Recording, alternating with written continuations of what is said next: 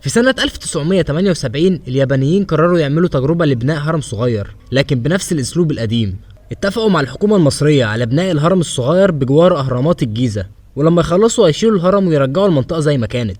عملوا دراساتهم، اختاروا الموقع المناسب وحسبوا عدد العمال، يعني حسبوا كل حاجة من قبل ما يبدأوا. كان المخطط في البداية ان الهرم يكون ارتفاعه 20 متر، وبعدين واجهتهم صعوبة كبيرة في تقطيع الأحجار وخدت منهم وقت كتير جدا، فعملوا تعديل في التصميم وخفضوا ارتفاع الهرم من 20 متر ل 10 متر، يعني نزلوه للنص. تاني تغيير كان انهم لغوا التقطيع اليدوي واستخدموا هيلتي في تقطيع الاحجار، وكمان واجهتهم مشكله في نقل الاحجار من محاجر ترى لهضبه الجيزه الناحيه التانيه، فاستعانوا ب 100 عامل لنقل الاحجار على زحفات، والفكره فشلت والاحجار شبه ما اتحركتش من مكانها، ونقلوا الاحجار باستعمال شاحنات والمراكب. والخطوه الثالثه هي رص الاحجار، بنوا منحدر عشان يسحبوا الاحجار عليه، وطبعا عمليه السحب فشلت وجابوا اوناش لرفع الاحجار دي. وكمان في الاحجار العلويه استعانوا بطياره هليكوبتر عشان يرصوا الاحجار في مكانها. والجدير بالذكر ان هرم اليابان ما كانش فيه اي صخور جرانيتيه ولا ممرات ولا غرف ولا اي حاجه من اللي في هرم الجيزه، كان مجرد حجاره مرصوصه فوق بعضها. وهرم اليابان عباره عن 10 صفوف حجريه، اما هرم الجيزه فهو اكتر من 200 صف حجري. والمفروض ان ده اعاده تجربه بناء للهرم، بس بدل ما يثبتوا هو ازاي اتبنى اثبتوا انه مستحيل يتبني كده. بعدها جت تجربه نوفا بقياده الدكتور مارك لينر، واحد من اهم الباحثين في تاريخ الاهرامات، وعمل هرم صغير وبرضه استخدم ادوات حديثه عشان يخلص في الوقت المحدد. بس كل التجارب دي كانت دايما بتوصل لنفس النتيجه، مفيش ولا تجربه قدرت تعيد بناء حاجه حتى قريبه من الهرم الاكبر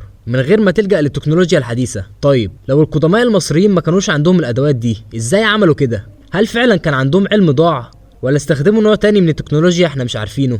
وهنا هيظهر شخص هيخلينا نعيد التفكير في السؤال ده. في اوائل القرن العشرين في امريكا ظهر شخص اسمه ادوارد لدسكالينين، وبنى منشأة حجرية اسمها كورال كاسل، وكان بيشتغل لوحده وحرك احجار وزنها اكتر من 23 طن، وده كله هو لوحده.